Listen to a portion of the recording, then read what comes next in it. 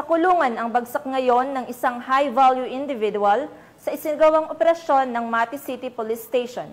68,000 pesos na halaga ng ipinagbabawal na gamot, nasabat. Magbabalita dyan si Patrolwoman Bernamay Lapus.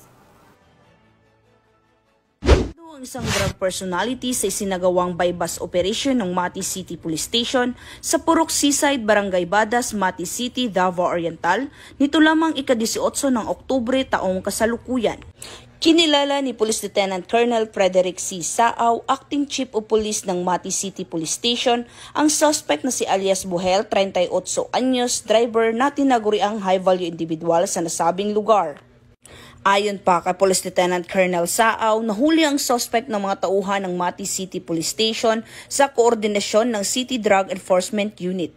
Na-recover mula sa suspect ang 3 pakete ng pinaghihinalaang shabu na may tinatayang bigat na 10 grams na may standard drug price na 68,000 pesos, isang black pouch at buy-bust money na ginamit sa operasyon.